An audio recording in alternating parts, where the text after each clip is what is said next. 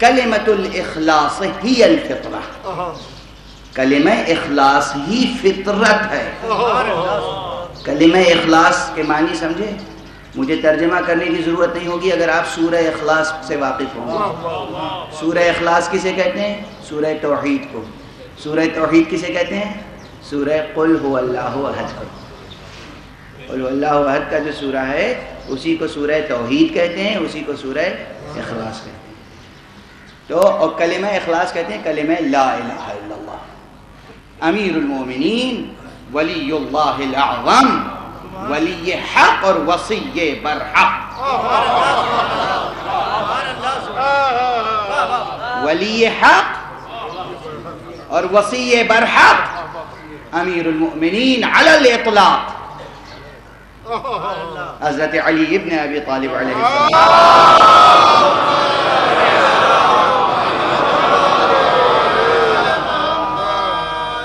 جن کے متعلق میں یہ جملہ کہتا رہا ہوں اور ساری زندگی کہتا رہوں گا۔ اس کائنات کا سب سے بڑا معلم اخلاق مصطفیٰ۔ ذرا سا بھی لفظوں میں اگر تغیر ہو گیا، لفظیں بدل گئیں تو مشکل ہو جائے گی۔ اس کائنات کا سب سے بڑا معلم اخلاق۔ دیکھیں، معلم کے احاطہ علمی کا اندازہ کوئی نہیں کر سکتا۔ یہ توجہ ہے، توجہ رہے، ایک بہت اہم مسئلہ یہاں پر بھی آ گیا۔ ایک شاگرد کتنا ہی بڑا پڑھا لکھا ہو جائے لیکن اپنے استاد کے علم کے بارے میں پھر بھی نہیں کہہ سکتا کہ اس فن میں یہ اور کیا کیا جانتا ہے۔ کسی بھی فن میں شاگرد اپنے استاد کا کتنا ہی قابل شاگرد ہو، مگر استاد کے مقابلے میں کیوں ہے یہ کیفیت؟ اس لیے کہ ایک اصول ہے، علم خرچ کرنے سے بڑھتا ہے، مال دنیا خرچ کرنے سے کم ہو جاتا ہے، علم خرچ کرنے سے بڑھتا ہے۔ تو جیسے ہی استاد اپنے شاگرد کو کچھ پڑھاتا ہے، رب کریم اس کے علم میں اور اضافہ کر دیتا ہے تاکہ شاگرد کا رتبہ استاد سے بڑھ کر رہے۔ یہ حفظ مراتب کا اہتمام قدرت کی جانب سے ہے، یہ حفظ مراتب کا اہتمام قدرت کی جانب سے ہے۔ تو میں کہہ رہا ہوں مصطفیٰ اس کائنات کا سب سے بڑا معلم توحید، یعنی اسرار توحید اور معارف توحید اور معالم توحید اور حقائق توحید اور رموز توحید اور دقائق توحید اور لطائف توحید کا کتنا علم تھا مصطفیٰ کو، کوئی نہیں بتا سکتا، کوئی نہیں بتا سکتا۔ اسی لیے خود کو کہا کہ انا مدینۃ العلم، میں علم کا شہر ہوں، میں علم کا شہر ہوں، انا مدینۃ العلم۔ کوئی نہیں بتا، سب سے بڑا معلم توحید کائنات کا مصطفیٰ، اور معلم جس کی تربیت کرتا ہے اسے کہتے ہیں عالم۔ تو اب دوسرا فقرہ کہہ رہا ہوں کہ اس کائنات کا سب سے بڑا عالم توحید مرتضیٰ، صلوات علی محمد۔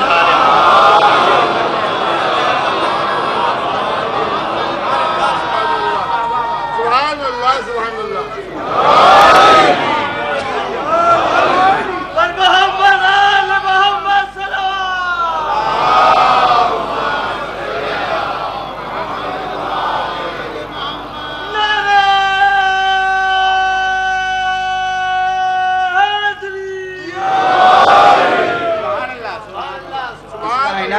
سب سے بڑا معلم توحید مصطفیٰ، سب سے بڑا عالم توحید مرتضیٰ۔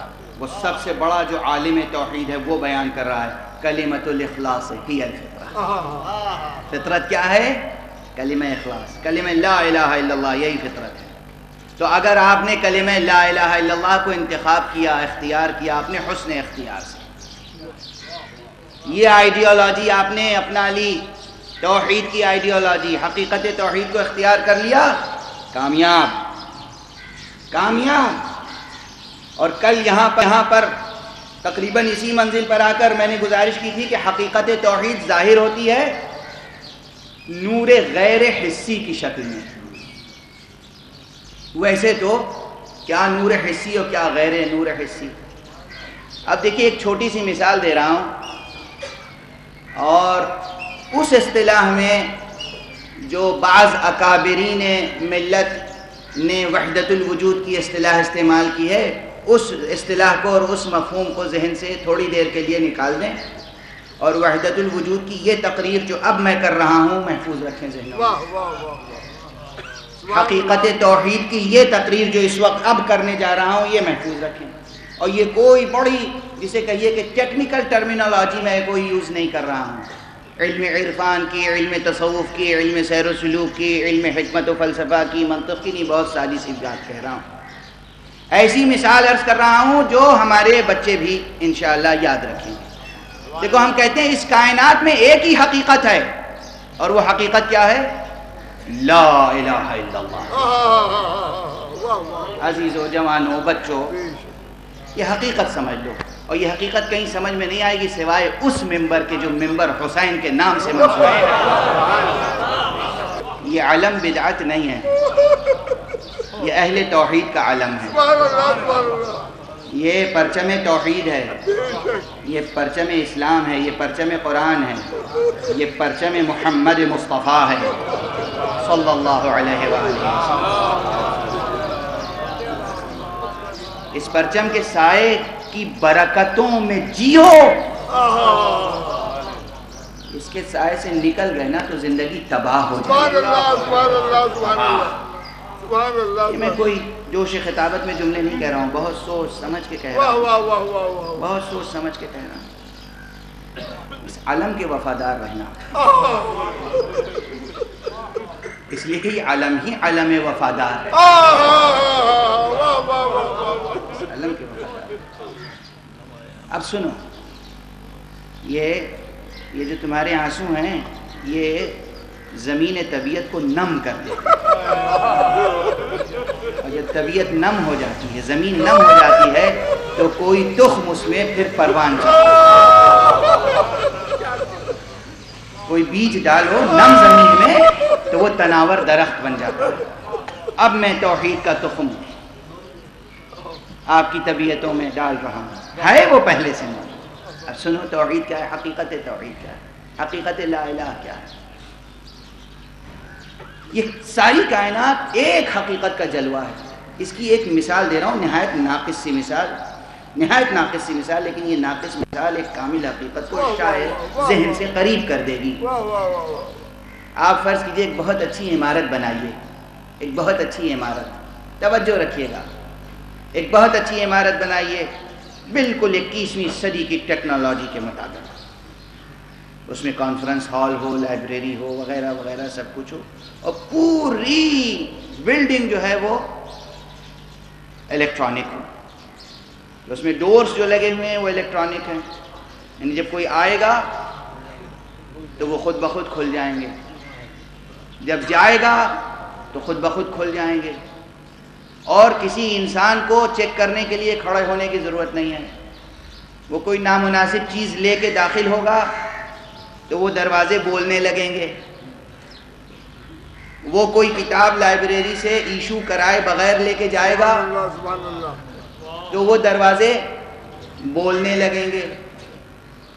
اس میں ایئر کنڈیشن بھی ہے ہال میں، اس میں پنکھے بھی ہیں، اس میں ہیٹر بھی ہے، اس میں جناب والا مائک بھی ہے، سب چیزیں ہیں، سب چیزیں الگ الگ ہیں.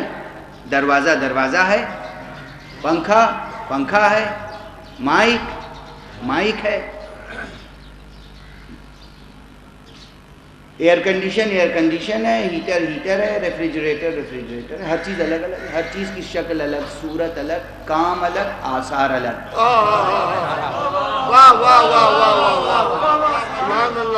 مائک کا کام ہے میری آواز کو پھیلا دینا، پنکھے کا کام ہے ہوا دینا، ہیٹر کا کام ہے گرمی دینا، ریفریجریٹر کا کام ہے ٹھنڈک پیدا کرنا، دروازے کا کام کھلنا بند ہونا. بالکل ڈیفرنٹ آثار ہیں نا.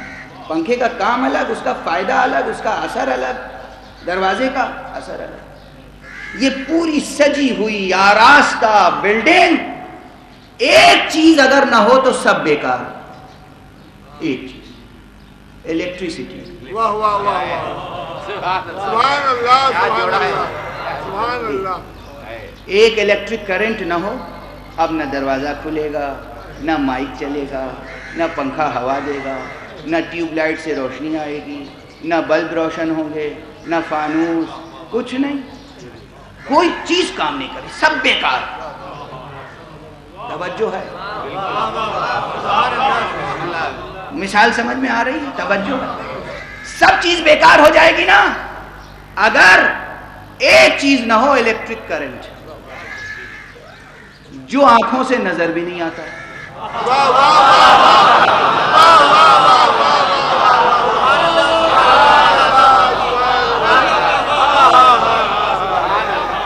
نظر نہیں آتا. کس نے دیکھا ہے الیکٹرک کرنٹ؟ نہیں دیکھا ہے نا.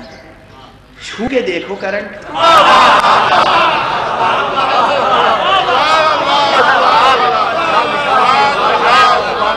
اب سمجھ میں آیا طور پر کیوں جل کے راکھ ہو گئے تھے. صلوات پڑھ لیجئے محمد والا.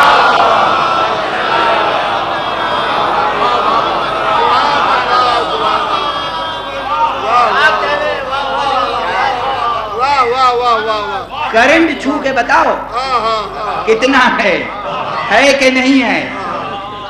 ٹیسٹ ٹیوب ٹیسٹر سے نہ دیکھیے گا کہ بس آپ ٹیسٹ کر رہے ہیں کہ الیکٹرک. ہاتھ لگا کے دیکھیے کرنٹ ہے کہ نہیں، اور وولٹیج کتنا ہے ہاتھ سے بتائیے.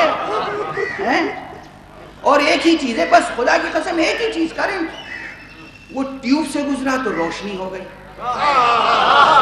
پنکھے میں آیا تو ہوا آ گئی، ہیٹر میں پہنچا تو گرمی پیدا ہو گئی، مائک میں آیا تو آواز پیدا ہو گئی.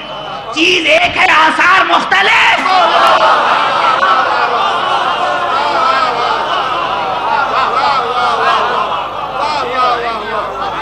ایک چیز نے ہر چیز کو کارآمد بنا دیا، اور ایک چیز کے نہ ہونے سے ساری چیزوں کا اثر زائل ہو گیا، ساری چیزیں بے رونق ہو گئیں. اس کائنات کی حقیقت بھی یہی ہے. سورج اگر چمک رہا ہے تو اس کے پیچھے کوئی طاقت ہے، چاند اگر اپنا کام کر رہا ہے تو اس کے پیچھے کوئی طاقت ہے، زمین اگر گردش میں ہے تو کوئی طاقت ہے، اگر درختوں میں پھل اور پھول آ رہے ہیں تو کوئی طاقت ہے. جب یہ کچھ نہ ہوگا تب تو ہم مان سکتے ہیں کہ کوئی طاقت نہیں ہے. مگر جب تک یہ سب کچھ ہے ہم کیسے مانیں کہ اس کے پیچھے کوئی طاقت نہیں ہے؟ کوئی طاقت ضرور ہے جو نظر نہیں آ رہی ہے، اور اس کے لیے زیب دیتا ہے کہ نظر نہ آئے.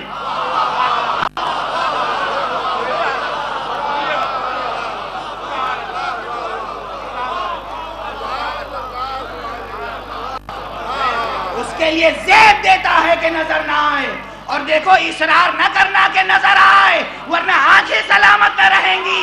قریب جا کے چھونے کی کوشش نہ کرنا، ورنہ جل کے خاک ہو جاؤ گے. اگر دیکھنا ہو اس کو تو ان چیزوں کو دیکھو جو اس سے جڑی ہوئی ہیں.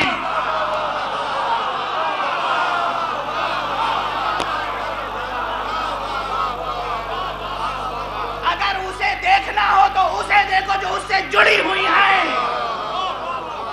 اب اس کائنات میں جو چیزیں اس سے براہ راست جڑی ہوئی ہیں، کچھ چیزیں بالواسطہ جڑی ہوئی ہیں. ہاں ارے سبحان اللہ، یہ بات بھی نہیں سمجھ میں آئے گی. کچھ چیزیں براہ راست جڑی ہوئی ہیں، کچھ چیزیں بالواسطہ. یہ مائک براہ راست الیکٹرک سے جڑا ہوا ہے. میری آواز کھینچ رہا ہے، اس لحاظ سے میں اس سے جڑا ہوا ہوں. اس کے ذریعے سے آواز آپ تک پہنچ رہی ہے تو آپ بھی اس سے جڑے ہوئے ہیں. فرق ہے، یہ بلا فصل جڑا ہوا ہے،